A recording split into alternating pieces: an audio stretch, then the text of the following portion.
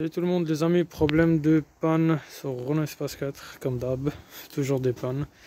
Donc il y a un qui va, un autre qui revient, donc là j'étais obligé de tout démonter, j'ai démonté les phares, j'ai mis le batterie en charge parce que la batterie ne charge plus, voilà, j'ai tout démonté, la partie qui tient le pare-choc, donc je l'ai tout démonté. Par contre j'ai un souci concernant le alternateur parce que ça ne charge pas. Alors comme j'ai une fuite de l'huile sur la moteur, donc ce qui fait qu'il y a toujours un peu de l'huile qui tombe dans l'alternateur, ce qui fait que ça a pété, bah là à un moment donné c'est fini, donc il marche plus. Après les amis, maintenant seul souci c'est de la démonter, retirer par le comment dirais-je, retirer au niveau des courroirs. Donc après c'est un détail, c'est parti les amis.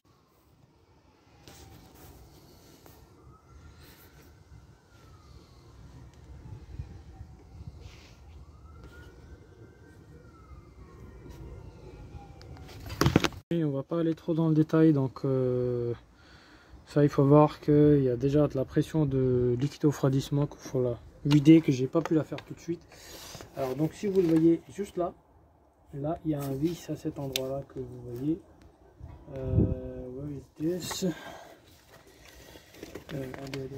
hop, on le va de là. C'est un vis, celui-là. Celui-là c'est un vis de 13. Donc faut la dévisser avec une grosse clé de 13. Je l'ai dévissé mais je l'ai desserré mais je l'ai pas dévissé. Première chose.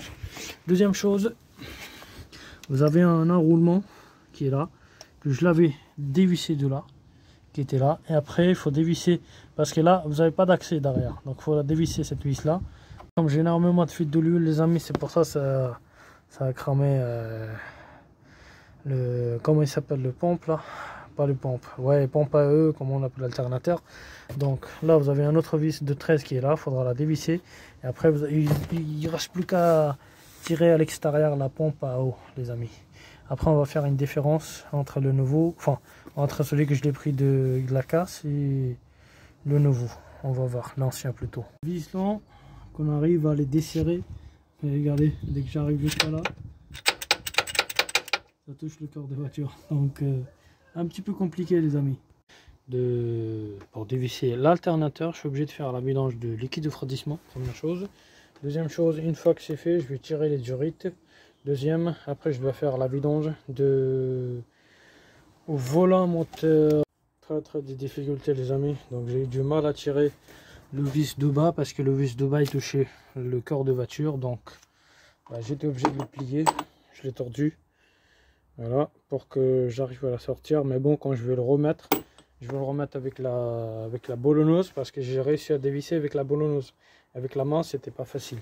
Donc il y avait toute une partie de fixation gasoil, filtre à gasoil et le liquide de volant moteur qui était là. J'étais obligé de tout dévisser. J'ai dégagé tout parce que j'avais vraiment pas de place. Donc là c'est parti, on va essayer de la jouer avec si on arrive à dévisser, mais ça va être compliqué les amis. C'est de l'expérience les amis, la fuite de gasoil, la fuite de l'huile, il me fait perdre tous ces composants de la voiture. Donc toute l'huile est tombée sur le volant moteur, pas le volant moteur il est fermé, sur la partie, comment il s'appelle, merde,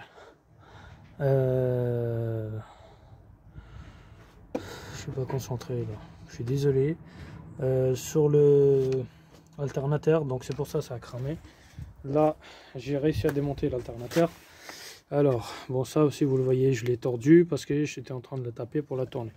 Donc les roulements ils fonctionnent parfaitement, donc ça c'est pas un problème de roulement.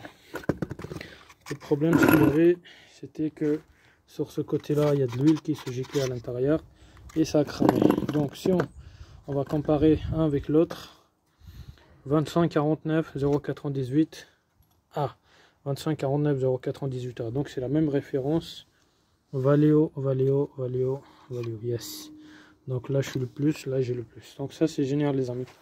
Là où j'ai récupéré, franchement ce volant moteur là, il est génial, sauf qu'il est légèrement rouillé, c'est pas grave. C'est pas de la puissance, c'est le liquide de refroidissement qui tombe, c'est pas grave.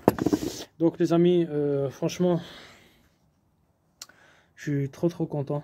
Très content, mais bon, là il reste encore la finalité que je sais pas encore fini.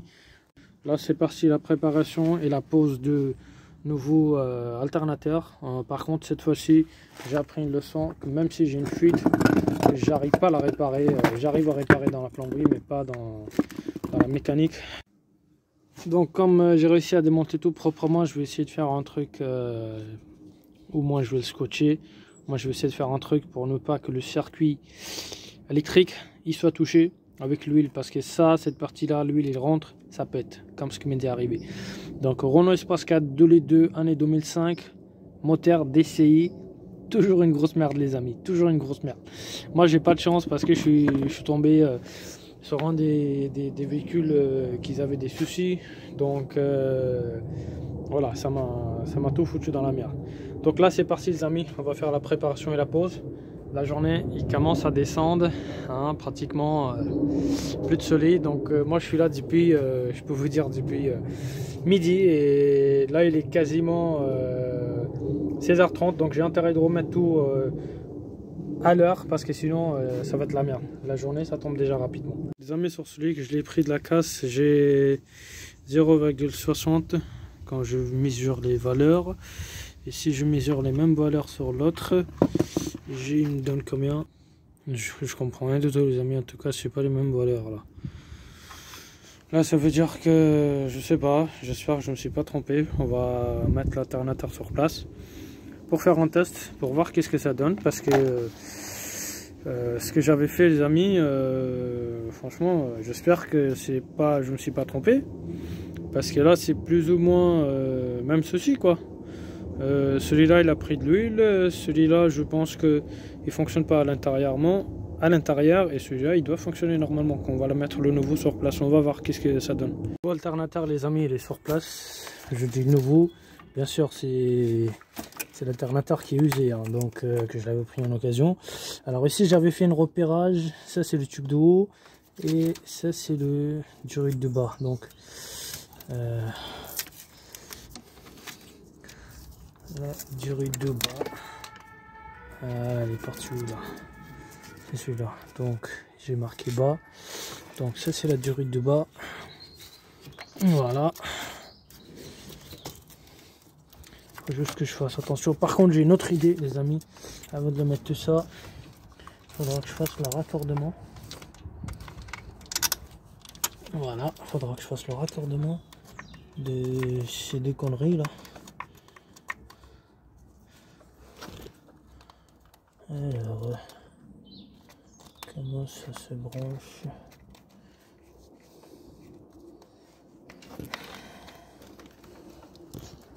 Voilà. Par contre, il est cassé. Bon, ça permet de tenir quand même. Donc, j'avais un écrou qui était là. C'est celui-là. L'écrou, je vais la remettre sur place.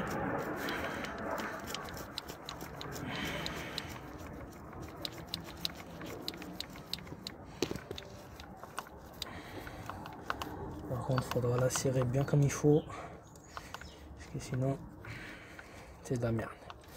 Donc,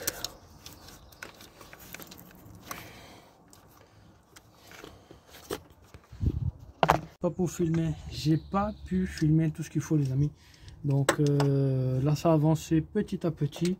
Je suis en train de faire plus vite possible parce que là, la journée commence à tomber, donc ça commence à avoir moins de visibilité. Donc les amis, le plus gros c'est fait, le alternateur c'est fait. Donc là après ça avance petit à petit, hein.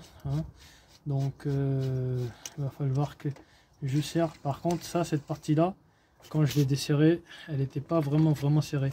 Et ça, ce fameux courroie là, je l'ai fait remplacer par le garagiste AD, chez AD, parce que le courroie que je vous ai fait la vidéo, que je l'avais mis, il m'a lâché à cause de le galet tender.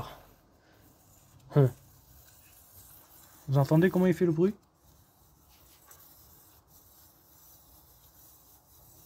Là il fait le bruit. Donc il fait un bruit, je sais pas pourquoi. Parce qu'à la base il devait pas faire ce bruit là. Alors est-ce que peut-être qu'il y a une étiquette qu'il a pas enlevé qui fait un bruit. Moi je sais pas pourquoi il fait ce bruit là. Il devait pas faire ce bruit là à la base. Mais bon c'est pas grave. Le plus important c'est que j'ai mis ça. Et là c'est une clé de camion normalement du 16 si je me trompe pas. Voilà, c'est ça. C'est une clé 13 avec la boulonneuse. C'est parti.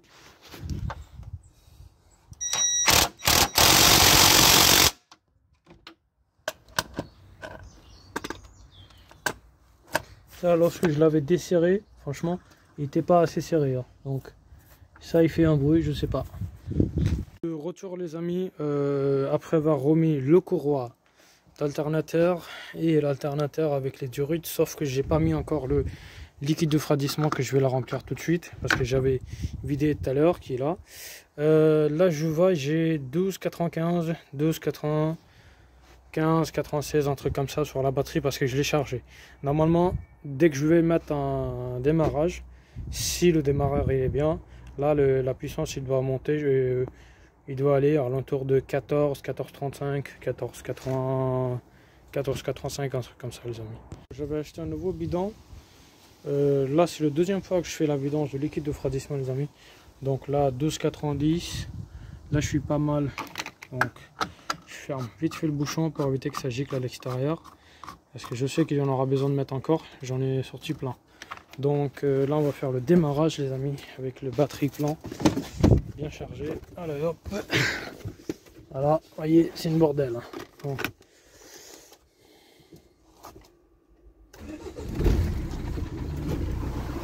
Hop. Regardez, yes, yes les amis, yes. La test réussie les amis, yes. 12,32, super, 1200, 14,35, 14,37. Donc le test il est réussi les amis, génial, franchement je suis très content. Encore une fois les amis, parce que chaque fois j'étais soucié sur l'espace 4. Ah, ça commence à descendre là, donc il faudra mettre encore.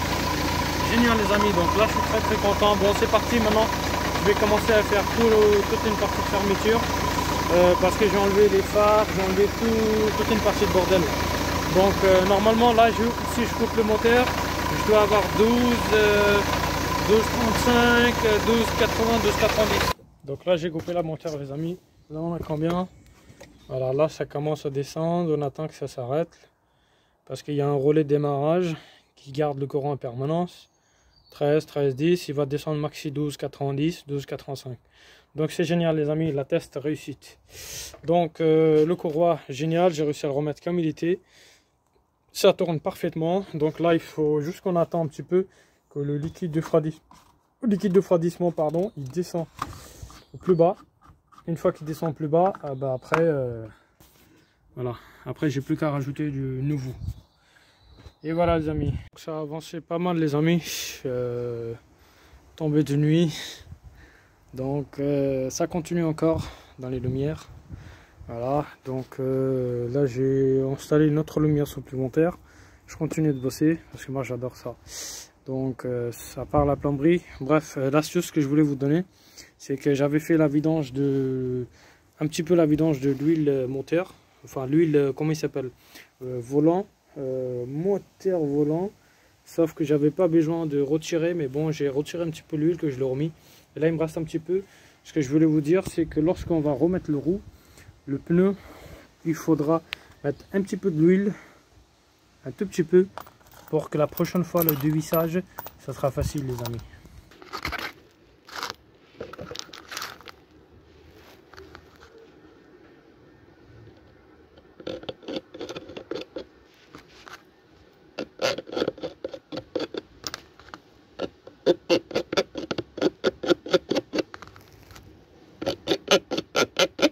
Non seulement le vissage les amis, même le dévissage, ça va être très facile.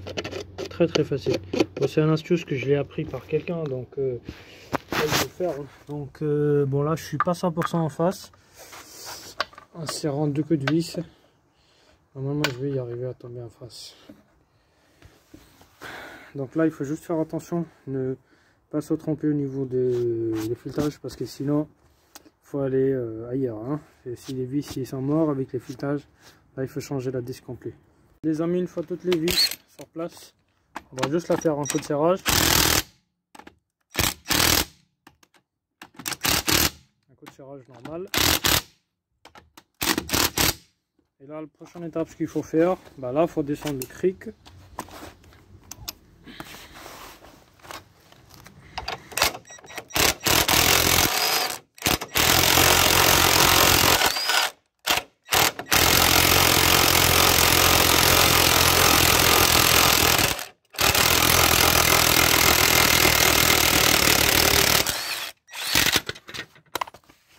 C'est fait.